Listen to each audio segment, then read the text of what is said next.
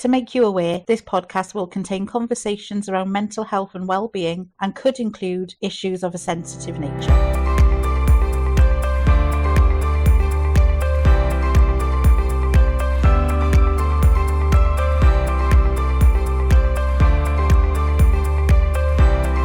This is a podcast from Torfaen Talks CIC.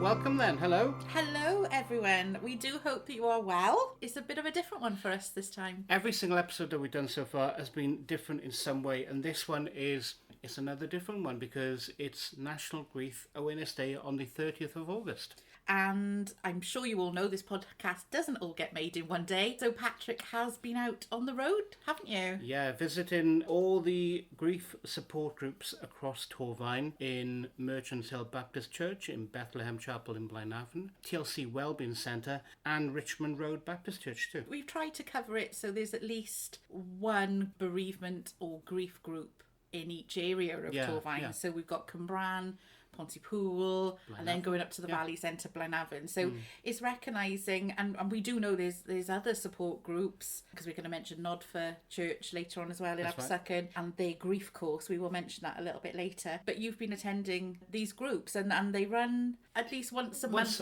or twice a month, and different times of the day. For example, Bethlehem does it the last Wednesday of the month, 10 in the morning till 12. Then they do an evening one as well, 6 till 8. Yeah. So there's different times for all of them. But we hope, just for you listeners, if you are bereaved and grieving, and it doesn't matter if that's been an hour, or if it's been a few days, if it's been a few years or 10 years, there is no time limit on grief and how that should be feeling for you. So it's just been really nice to know that these groups are in our local area and they're just a space to talk. And no pressure to even talk about grief. If you don't want to talk about grief and bereavement, that's okay also. But I know personally, for you, Patrick, this has been quite a difficult one for you, having been recently bereaved yourself. It has, yeah. I think it's kind of a reflective time of going out across the month to the different groups, then coming back and putting it all together. And you kind of listen and you realising every group is different, but the themes remain the same. From one of the conversations I had about running one of the groups, one of the ladies said it's kind of become a bit of a social thing for them as well. Yeah. And they've gone out for a Christmas meal, and they said to the waiter when he asked, "Is this your work too?" "No, it's a grief group." So you have that sort of the face drop. The face drop, and it's like there is a thing as well, I suppose, about people not knowing what to say to you when you get asked when you're out and about of how are you? It's a standard thing that we ask. Yeah. It's like, how are you? Well, if you tell them, well, actually, I'm really not great today. And I do think that is, sadly, a common theme around bereavement is people, they like loved ones around them, friends, family, sometimes don't know what to say. No, that's right, or like work colleagues, or those people in your life, when you've lost someone, other people don't know what to say. Exactly, yeah. Or they fear saying the wrong thing. Yeah. And I think that's a huge part of why these groups are important, because everyone has experienced grief and bereavement. It's like you said, that unsaid thing. Yeah. There's sadly a common understanding, but it works because you're all in that position of understanding without having to say it. And as a counsellor, I'm not a counsellor that says, I understand, because I really dislike that. Because unless you're in that person's situation or have experienced what they have and have the same emotions, because we can all experience the same thing and feel very different things. So, bereavement is different, isn't it? I mean, obviously, you've got the different stages of bereavement. Equally, everyone responds to bereavement differently. Yeah. And I think also the expectation of when you have a lost loved one and then you lose another person, you sort of expect, I'll respond like this as preparation. That doesn't work either, because you have a different attachment to that person. So the bereavement and grief will feel different. So yes, I do know it's been a bit of a difficult one for you. Yeah, it has a little bit. But very reflective. I know it's been difficult, but I think it's been really helpful. Yeah, it has, yeah. As you'll hear through the course of this episode, hearing the other different services in Cwmbran with Tony and also with Sue up in Blaenavon, they have different ways of what they do within their groups as well. So the different approaches. Yeah. I think with that, let's start at the very beginning It's always a very good place to start. It's a very good place to start. Try not to burst into song there. Every single time. Our first visit on the road is to Richmond Road. That's right, and speaking with Gemma, first off though, talking about what they do at Richmond Road as well. Oh, amazing. That's really good. First off, what do you do here in Richmond Road Baptist Church? We do all sorts of things. We're trying to get as involved in the community as we can. So starting on a Monday afternoon, we do a wellbeing singing group, come along and sing around the piano. Tuesdays, we have our wellbeing cafe, which is a great space, really buzzing at the moment, full of arts and crafts. There is always food on offer and just a really great place to come and meet people and chat. Wednesdays, our Ladies Fellowship get together. They have speakers come in. I love it when the guide dogs come to visit. Oh, wow. That's always a fun Love one. that. Thursday mornings, we have our toddler group. Fridays, usually quiet. Saturdays, once a month, we have Messy Church. So again, the building is full of kids, families. That's a really buzzing one again. Sunday morning worship, obviously.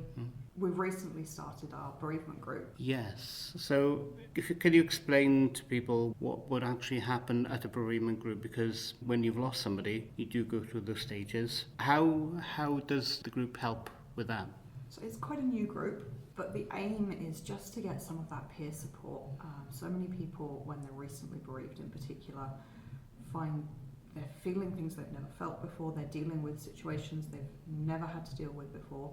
It's all very new and it can all be a bit scary, and so the aim of the group is just to put people in a room together where they can express the things that maybe they don't want to talk to family about, they don't want to burden people, and just to find out actually whatever you're going through and however you're dealing with this is perfectly normal, and there's always going to be someone else to come alongside and just be there, to hold your hand through filling out all those forms. Other groups that we've been in contact with when we were setting this up, people have made lifelong friendships. They go on that first holiday together and that turns into an annual thing. Yeah, just a place where people can have conversations with people who get it, who understand what you're going through. So with regard to that group, then that happens every month, doesn't it? Yeah, at the moment it's monthly, first Tuesday of every month from 10 till 11. So the aim of that again was that it leads nicely into our wellbeing cafe. So people, if they want to stay on and have a little bit more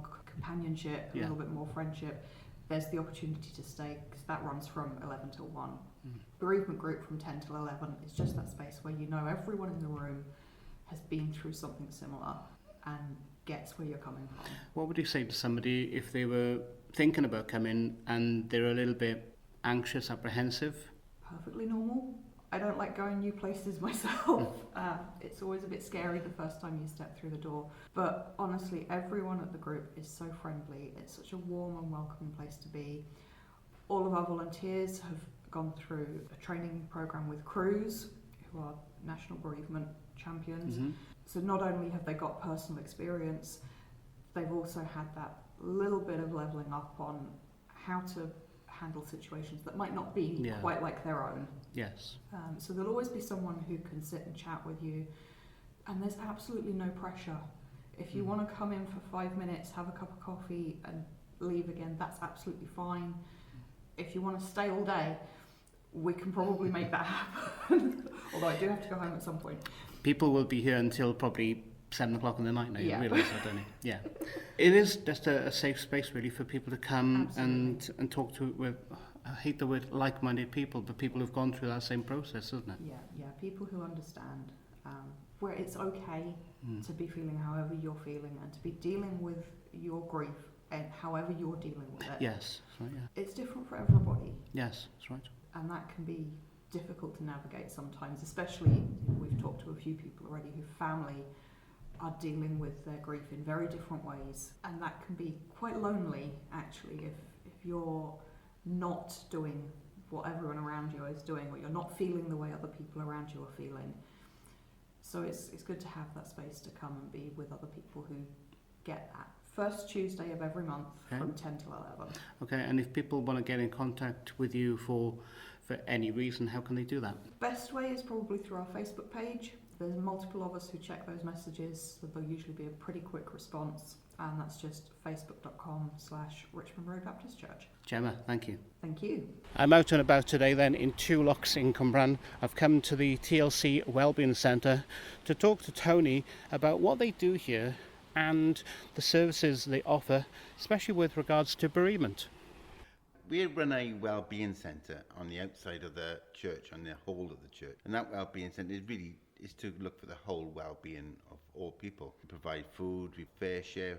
Most of the time we find that people coming in with either mental health problems or bereavement, or there's been suicidal situations. But we always try to signpost most people. Most people got things like money problems, or they have a difficulty in their community or in their situation. So we try to signpost this, usually the personal things like bereavement or mental health or any kind of those things that we usually end up having to counsel or to spend time with people on a weekly basis. Talk about for example, like food bank. How often is that available? We are an independent, so we're not part of any trust or any government food bank. So every bit of food in the church is bought by the church. Right, okay. We can give it without discretion, you Yeah. know. So we open that up on a Wednesday. We try to open it up for Wednesday collection. But then we are open for Thursday and Friday as well. And so some people come in that from 10 till 12 and come in and collect it then. Some people collect it weekly, some collect it monthly. Depends on the circumstances. And the procedures really is that we tend to give about 6 hampers. And after about the 5th hamper, then we'll have a one-to-one and we have a chat and see in any way we can help to improve. It's all about betterment. Yes, if we can make anyone feel better,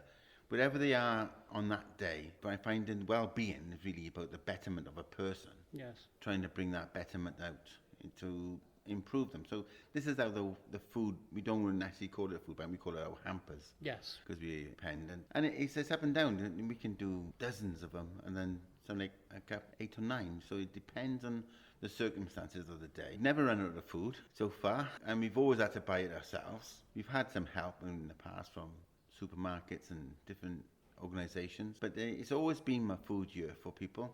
And the other part of the food is obviously fair share. Yes. Which is food that's intercepted before it goes to landfill. And that's always if it's available to everybody who comes in. If you need to apply for it or anyone needs to apply for it, they can just come in and we can just have a quick chat and we can see where people can go with it. Now, at the moment, we're in the church, and it's a classic kind of Valley's church, I suppose, isn't it? Not only do you do the hampers, you also do the support. There's also the bereavement group, isn't it? We do one-to-one mainly. So there's quite a few bereavement groups around Torfaen area. And what we have found, especially in the last 8 months, is that people tend to come in themes, you know. Yeah. Somebody might come in with their mental health, and then we have a lot of that. But over the last 6 months, I would say we've had more than an expected load of people who come in who are suffering with grief from, and it's not going away, kind of grief. So we tend to look after people who may be struggling to get past that grief. Yeah. And there might be a dozen reasons for that. So we try to, it's not about just letting the process happen. So we tend to step in when the process is a bit stuck. So we tend to look at how we can make help with people and letting people talk a bit and letting people express. And I find a lot of times that if you've lost a partner and you're a certain age, you've got nobody to share that story. And you really just want to share your story. And if it's family involved, you don't want to keep sharing the same story to people. So you do need a platform or a sounding board to share that story. So that's where we've come in with our grief. We got this me that does the grief counselling, and we have another lady who comes in on a Thursday who's a tired counsellor who also helps out. And there are people who are trained when they're available who can help out and talk to people then. So in terms of with grief, they say grief never really goes away. It just doesn't get smaller, but everything around it becomes bigger, doesn't it? Yes, with grief, I think grief is supposed to follow a certain natural path. Yes. It's in a rediscovering who you are, rediscovering the situation, it's acceptance, and then reinventing all the things of life you do. Where it goes wrong is when the process isn't improving. And I can give an example, don't mention anything. You know, we've had a lady with grief, and the person died a long, long time ago. And it was just an incident take place, and suddenly all the grief came back. And that incident started to trigger off all the grief that she had in the first time, which she seemed to grow out of. Which went through, then its natural course. And there was, you can see that there was issues that hadn't been dealt with. So sometimes we can be stuck in grief. We can be stuck in a situation that we can't seem to get our thoughts out of, can't seem to get our actions right. And sometimes this needs, it does not even do it for you. What you just need is the permission, I suppose, to get better. The permission to get over things, and the permission to go on with your life in a different way. The bereavement group, when does that happen? What we tend to do, because we're a wellbeing centre and we open 3 times a week, people come in for hampers, people come in for chats and coffee and drop-in, people come in to see our organisations like Pobble or Brunavon. But at the same time then, when we come in, we always tend to ask what they come for. So sometime in the case of story, grief comes up then in a conversation. And even when it is grief, always could be another reason behind it. So we tend to funnel, I suppose the right word would be, as people come in and they get a hamper, or they get a situation, or they have a little chat, and then things are exposed in that chat, and that gives us our direction. So most bereavements, not all of them come initially out of bereavement. They just come for the connection or the food or whatever reason they've come for. But then it quickly gets exposed that the biggest problem is bereavement or the lack of overcoming a certain bereavement. And in that overcoming that situation, that's when we lead it to that bereavement counselling. So everything is a signpost. So when we recognise that somebody needs something specific, and it might not be bereavement, if it's some depression or something, we would then signpost it that direction.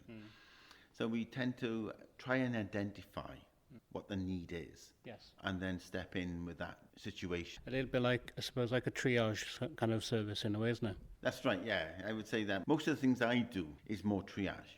It's fishing. You're exploring why people are in that situation.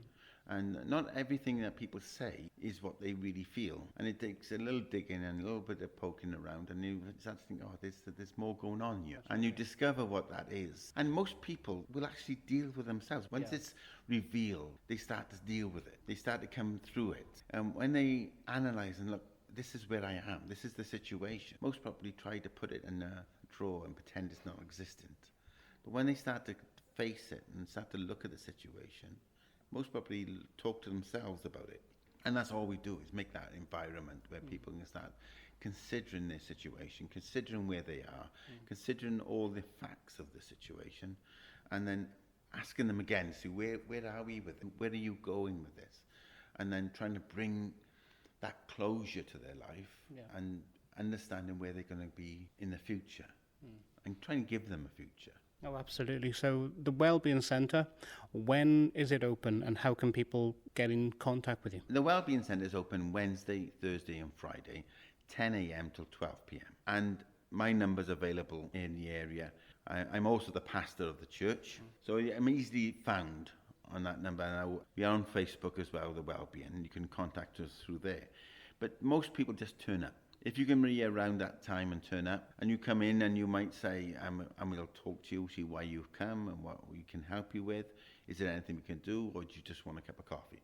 So, and then it goes from there. That's the main need we come in. Some people message us on Facebook. You're just walking into a nice group of people, coffee, just a chat. And it's a friendly atmosphere. And then we see where it goes. If you've got a specific thing that you're coming for because there's a certain problem, then you know you're in a certain problem, you can just approach us and ask us about the situation, and we can see where we can take it with you, and if there's anything we can help you with. Tony from TLC Wellbeing, thank you. Thank you very much. So that was our chat with Tony from the TLC Wellbeing Centre. I've just come outside, and it's a lovely day. It's not too grey, but I'm stood outside the Wellbeing Centre, and I'm overlooking some ducks and well, bit of water, and it's lovely. it is definitely perfect for you to pop down and just to take some time out and just chill. Just chill a little bit.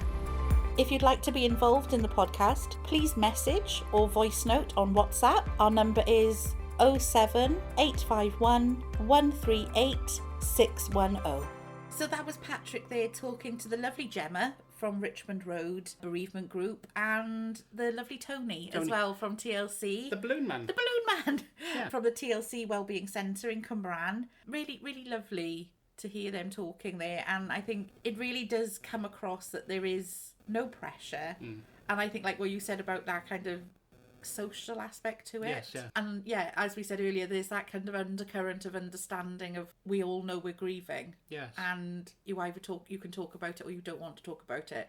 There's that mutual respect with that. Yes, and I think yeah. that's really comes across clear. But one place that started advertising a grief course, really, and group, was Nodfa, wasn't it, in Abersycon? We hopefully just putting it out there that this course is starting in September, Patrick, isn't it? Yeah, it's the bereavement journey. It's in 7 sessions of films and discussion for anybody who's bereaved at any time. You know, topics, for example, like anger, guilt, coping with others' reactions. It's not like a monthly thing. This is 7 sessions. If you want more information about this, starting in September, contact Nodfa Baptist Church on social media, or you can call them on 01495 448 902. So you're going to go back on the road again now. Back on the road.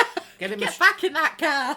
Get me coat on, right? We're off now to Bethlehem Chapel. That's right. Firstly, with the lovely Sue Driscoll. And then we're also then going to Merchant Hill Baptist Church. That's right. So we're sort of ending where it began. Where it all began, yes. Which was really lovely to hear. Which you'll actually hear more about when we catch up with Chris from lovely. Merchant Hill Baptist Church. Just before we going back in time for you going to Bethlehem Chapel, I just wanted to give a little shout out to Sue Driscoll because I, obviously being from Blenavon, I know Sue personally, and just to say she is the most beautiful person you will ever meet. And I just wanted to say that to her because she was so helpful to me back in the day when I had my depression and anxiety. When you know, sometimes don't think there are kind people in the world. She is the most beautiful person you will ever meet. I know you are in these other places too, but in Bethlehem Chapel I know that you're in safe hands. So I will leave you now, Patrick, to go and talk to Bethlehem Chapel and Merchant Hill. So I'm here with Sue then today at Bethlehem Chapel. Before we begin, tell me a little bit what else happens here at Bethlehem Chapel. Oh, nice to speak to you today, Patrick. Yes, we've got lots going on here at the chapel. Some of the groups we have are sponsored by the church and others are people who use the premises. So on a Monday we have a coffee morning, and that's also linked with a chair yoga session. Okay. Yeah, so there's quite a few of us who do that. I'm the baby of the group, so that tells you that the demographic, but it's a really good way to start the day. Our tutor's very good. And then later on during term time, the brownies use the space and they really enjoy doing that. On a Tuesday, we have our own chapel-sponsored pottery group, so you don't have to be a potter to come. The people here will help you out. It was originally started by my husband, Kevin, and so it carries on as part of his legacy, which is lovely. We hold a prayer meeting on a Tuesday evening, and that's at 6:30. Then on a Wednesday, our fabulous volunteer team come in and get everything ready for Fair Share collection, when they go down to Pancake House and collect food and bring it up and get it all ready for our Thursday. On our Thursday, we're quite a hive of action here. We've got tea and toast from 9 o'clock really, and Fair Share then is able to be distributed from 9:30. We have our own meet and eat group going on, and currently we have lunch and learn with Multiply. So some of our user group and some of our chapel members are doing some maths. Wow, I think they were doing averages and means and range the last time that they were all in, which was fabulous. It's too early for that for me. On a Friday, we have a lovely group meeting called Tin Shed, and they're a group of people who like to play their guitars and sing, a group of older people. And then we have our services then on a Sunday, and they vary quite a bit. And then once a month, we hold our Good Grief Club, which is Bereavement Support, and we hold that from 10 till 12 on a Wednesday morning. And again, 6 till 8 on a Wednesday evening, because we're conscious that people have to work, or maybe they've got other commitments during the day. So we put a session on in the evening as well. There's an awful lot that happens here that people may or may not be aware of. the week is just very busy, and now today we're here for that Good Grief Club. Can you tell me a little bit about the background of it? It actually has come out of my husband's death. I literally woke up one morning thinking, good grief, what on earth has happened? And I think that there are a lot of other people who wake up thinking, good grief, and that's the polite way of putting it, isn't it? Good grief. And then that sort of formulated in my head about grieving generally and what support is out there and who could you talk to, because we all have our families and friends, but they're also grieving in their own way for the same person. It would be useful to have, or beneficial for some people to have, just a support group where they could go and talk about everything around grief. And on all the wall, actually, we've got some things that we've explored. We've explored some of the emotions around it. You can swing from being so desperately sad, but also quite joyful memories sometimes. So very angry, very guilty that you're still here and they're not. All of those things. And we've even explored, what do you say to people when they ask you how you are? Yes. And we live in a town where people go, hi, are you all right? Yeah. And they're not actually asking how you're feeling. Yeah. They're just acknowledging that you're there. Yeah. And it's just a turn of phrase. And for me, I struggled a long time on what to actually say back to people. So we've got some things that we've said up here. So generally, when people come, they light a candle in memory of their loved one. We just talk and support each other. I've done a couple of visual things, like the model of grief that shows how grief is a ball, and that you grow around your grief. The grief doesn't get smaller, that you grow around. We've done a couple of things like that here. And also, we usually finish with a poem connected with the loss of a loved one. Some of us have been very recently bereaved, and others of us have been bereaved several times, or even a while ago. And I think everyone's coming to recognise that you're not all right, but you learn to live with grief and then everybody does it in a different way. Yes. And you see lots of models of grief, don't you, that there's this straight line and you're going to go through all of that. Well, actually, the model is just a big scribble. Exactly, yeah. And that you can almost have a parallel personality, because you can function on the outside almost normally, but on the inside you can be so desperately sad. So really we wanted to give people the space to perhaps explore those times when you are feeling that desperate sadness or desperate anger, or you've got questions, with other people who've been through a similar experience. Definitely. I think with the stages of grief, as you touched upon there, it's the fact of you can be one of them. There's no process. It's not serial. It's not 1, 2, 3, 4, 5. It's 1, 5, 2, 3, 2, 3, and back again all the time, isn't it? So I suppose this group is there for people to talk about it with people who actually understand that process. Definitely. I've had lots of people say, oh, you'll get through it. Yeah. And when they say that, I always imagine, that huge chocolate cake that boy has to eat in Matilda. He got through that. Grief isn't a big chocolate cake that you have to get through, because you carry it with you all the time, and you don't come to an end to it. You learn to, I suppose, have grief walk alongside you. There are some days when it will just be bobbing gently in the background, and other days when it's right at the front of your mind, and you can't function for maybe the whole day how you normally would, because it's just there. And one of the interesting things that people say, and I know that Carol and Grenville, who are with us today, will also say, is they say, oh, it's always the first anniversary that's the worst. Yes, yeah, that's right. Yeah. Interestingly, I found things like, just recently, Heritage Day really threw me, because Kev had some physical challenges, and so in order for him to get about in Blenavon, if I was involved in something, which often I was, and he was always involved with the choir, we had to have this plan in place about, right, whoever's Kev going to be, so he's going to be here in chapel for so long, and then he had to get down to sing his bit, and then we would always end up back at his mum's house. The whole family would be involved in that, and then suddenly on that Saturday, I didn't have that to think about. That really threw me. And the other one was polling day, actually, because we were always one of the last in at St Paul's Hall, because he would insist on going after choir. And again, on polling day, that wasn't anything to consider.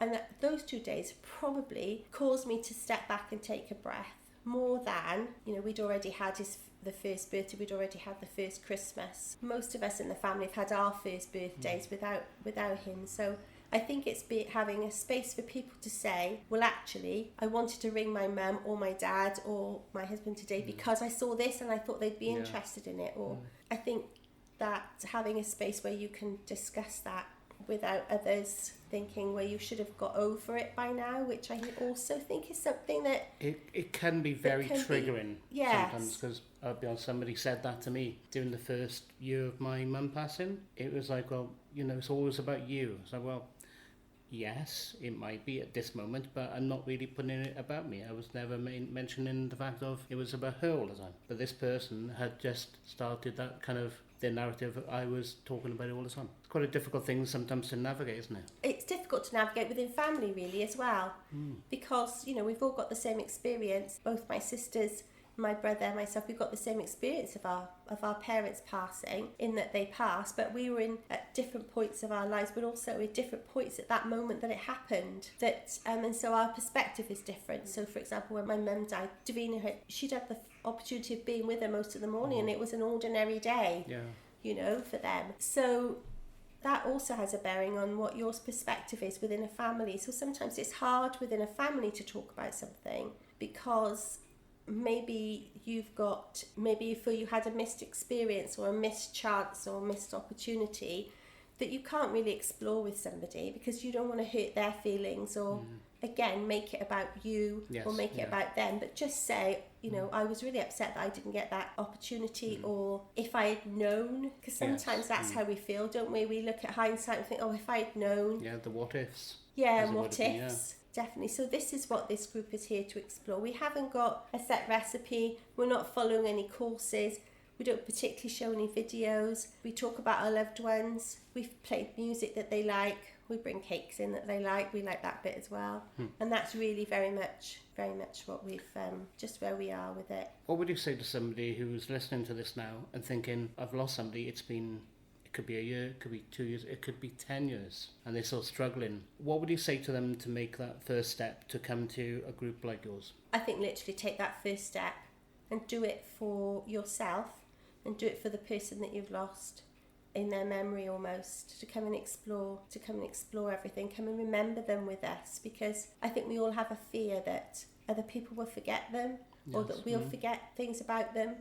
And coming to a group like this, especially in a smaller community like Blenavon, you might encounter somebody who knew them. That's right, who absolutely. had contact with them, and just come along. You know, I'm happy for my number to be shared so that people can ring first if they want to. It's always daunting to come into somewhere new on your own, but we can always, you know, make that contact and bring you in, have a chat with you on the phone first, and then come in with you. That's what I would say would be the first step. And it's once a month, isn't it? Yes, it's the last Wednesday of the month, and we usually pop a reminder up on our Facebook page. And I've got to say that we're very grateful to Heritage Funerals in Blenavon because they have supported us to open. But yes, we're the last Wednesday of the month, 10 till 12 in the morning, 6 till 8 in the evening. Perfect. Sue, thank you so much for talking to me today. Thank you. Find us on social media at Torfaen Talks CIC. For more details about what we do, look on our website, torfaentalkscic.org.uk. I'm down by Merchant Hill Baptist Church. We're going to be going in shortly. If you want to know where it actually is, just up from the Texaco garage as you're heading out of Pontypool, heading up towards Aberystwyth and Blenavon. And today we're going to find out a little bit more about the Bereavement Support Group. So I've come inside now Merchant Hill Baptist Church, and I'm joined by Chris. I've been running the group for 8, maybe coming up 9 years now. 9 years, wow. So yes. Would this be the longest running group in Torfaen? As far as I'm aware, yes. Yes, I set it up. I work for Co-op Funeral Care, and it was something the company felt that was needed in the area. So we've been doing that. In the beginning, there was just 4 or 5 people that regularly came, but since COVID and the lockdown, and we had to stop for that, we've had a lot more inquiries and interest, which the group is growing, which is great. So it's doing its job. Basically, we've been talking with other groups across Torfaen, and this group is where everything kind of started, I suppose. Quite probably, yes, because in the beginning I contacted GP surgeries and put posters out there, but It was just, I suppose it's one of those subjects people, you know, people shy away from. Yeah, absolutely. Yes, yeah, but they're a really good mix of people that come here, all ages, men and women, and to be honest, I've got quite a good social life out of my group now. And I think that's the one thing that's kind of from all these groups. It's not you have a common thing that is grief, but outside of that, it brings people together. It's an understanding of what everybody's going through. The very first time, there was probably about 5 of us. We went out for a pre-Christmas meal, and the waiter, when he got to the table, he said, "Oh, is it a works Christmas outing?" And someone said, "Oh no, it's our bereavement group."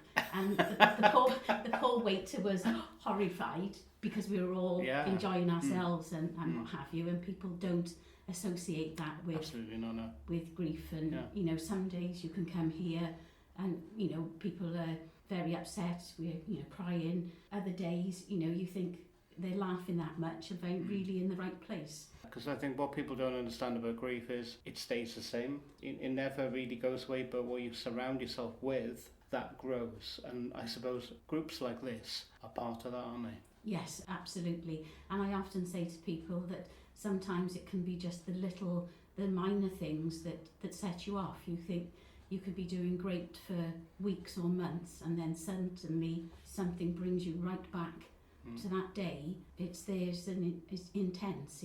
I feel you just learn to live with it in a different way. And if you've got people that have been through that, even if people have got wonderful friends and family, sometimes they try to be strong for their family and they don't want them to really see how they are. When they come here, they can...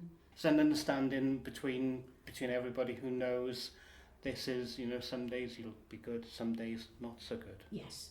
Yeah, and I sometimes feel, especially with new members, when they come, if we're sort of laughing and joking, I've sort of thought, oh dear, they might think, oh, I don't want to come here, it's not what I expected. But when I've spoken to people, they've said that's what they want. They want some sort of normality and, like I say, a really good bunch of people. So saying about that now, to somebody who's recently been bereaved and they're listening to this, what kind of advice could you give to them about coming to a group like this? I would say just try it. Everyone's different. Everyone deals with things differently. However, we've got a really mix of people that come here, and I've got one gentleman who came. I really had to persuade, come on, just come along, just give it a try, and he really wasn't, keen to do that. But he came and he felt comfortable, and he now comes, he says to me, I look forward to these meetings. He said, is it wrong to say that? And I said, not at all. I look forward to our meetings, and it's, having that connection with someone. Yes, because you've gone through, probably some people will have gone through, the worst time in their life, but to come to a group like this, everybody's the same, everybody knows how you're feeling. There's different parts, different stages, of course, but everybody will have that same understanding of it too, wouldn't they? That's right, absolutely. Because when I first started, I had 3 ladies all around the same sort of age who'd lost their husbands under different circumstances, totally different ways of dealing with things. They had that common connection, and I think that's what it is, because people say, oh, I know how you feel, or that sort of thing, but I think until you've been through something like this, nobody really knows. No. You might think, oh, I would deal with it in this way or that way, but when the time comes, it's totally different, And if people want to come along, it's every second? It's the second and fourth Wednesday of every month. We're here between 10 and 12 in Merchants Hill schoolroom. Say to people, if you want to come along, just pop in for an hour or just have a cup of tea. Just see how you feel. You don't have to stay for the 2 hours, but most people, once they've been once, they're here for 10, and it's gone 12 before we leave. So mentioned earlier, I've got quite a social life out of. We go out for meals at Christmas, in the summer, afternoon tea, and the group, they go for breakfast when I'm working, you know, they meet up in a garden centre, and they've built further connections. Further really. connections, yeah. Yes, so I would just say, come along, try it. If it's not for you, that's fine. If you come one day and you think, oh no, it's not for me, in a month's time you might feel a bit different, and try it again. You know, there's no right or wrong way. Chris, thanks for talking to me today. You're more than welcome. And now I'm talking with Carol from the group. Carol, how long have you been coming to this group? Around about 4 months now, I think, yeah. What made you come to this group? It's my partner passed away 17 months ago now. He had cancer, and I cared for him for 2 years. When he passed away, I found it very, very difficult. I didn't want to see anyone or go out, and so I sort of isolated at home even. So I literally spent about 4 years in total, not really seeing very many people. Yeah. Going out at times when I deliberately wouldn't see people, you know, sort of doing shopping at very weird hours because I didn't want to face anyone.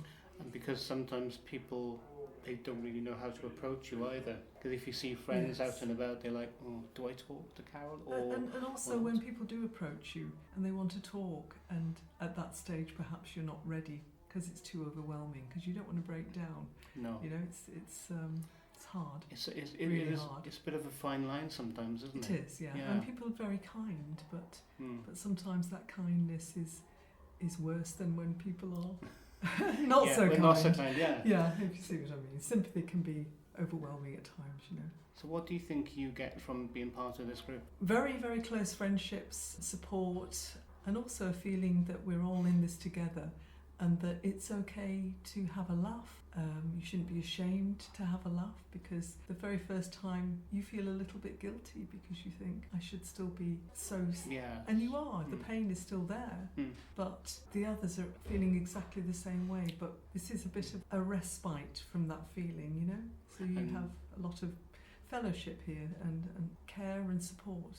And you're surrounded by people who've been through exactly what you've been through. Exactly. And we're all at different stages. Yes. So now it's 17 months on, and I just feel like I'm starting to not get over it. You can't get over it. I mean, that's, you know, not that you never get over it, but starting to get to the stage where I think this is my life as it's going to be. And you gain a sort of serenity and acceptance of this is what life is going to be. And I've made new friends and new social contacts, and new opportunities have opened up to meet other groups and I've joined other groups as well, and I'm enjoying it. And because we're all different ages and backgrounds, it's wonderful because everyone's got a wonderful story, and that's marvellous. It's been a great help, and also it's the feeling that you can help others who are perhaps at an earlier stage of bereavement. Obviously, when you first arrive, you're scared, you don't want to see people, you're not sure what to expect.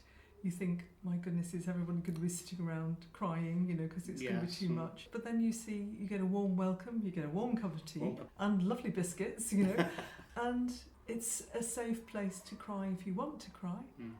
And somebody will be there to hold your hand and say, I know. My kind of final question really would be, what would you say to somebody who's listening to this and going through the different stages of grief? Yeah. What would you say to them for them to come along to this group?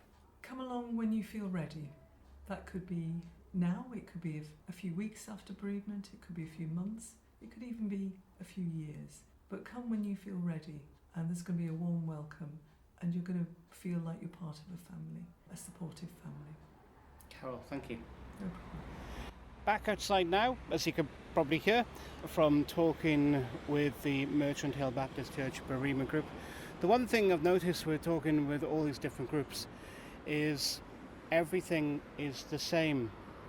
You know, you treat grief differently, you go through the different stages in your own way, but these groups are there for you just whenever you feel ready. Wherever you're based, in Blaenavon, in Cwmbran, in Pontypool. There's a bereavement group very close by to you.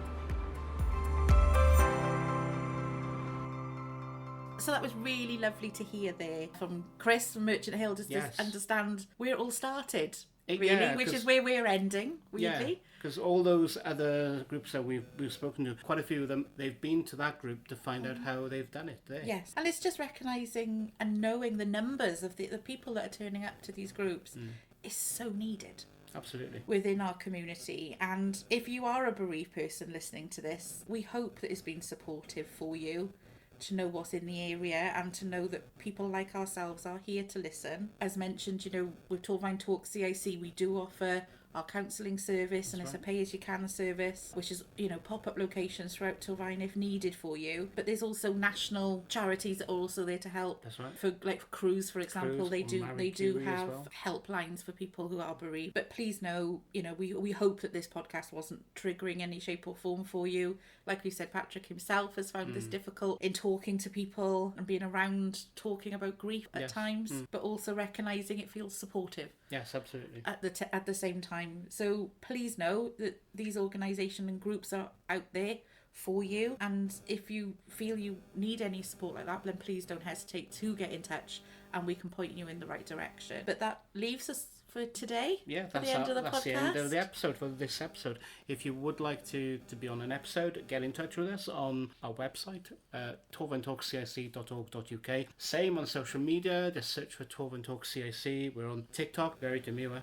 We're also there on Instagram and on Facebook too. Yes, please get in touch, guys, if you want your voice on the podcast, if you want to ask a question, if you want to talk about mental health. Remember, we are just trying to make talking about mental health and well-being as natural as possible to break down that stigma. Thank you for listening, everyone. Thank you, bye. If you'd like to be involved in the podcast, please message or voice note on WhatsApp. Our number is 07851 138 610. This is a podcast from Torfaen Talks CIC.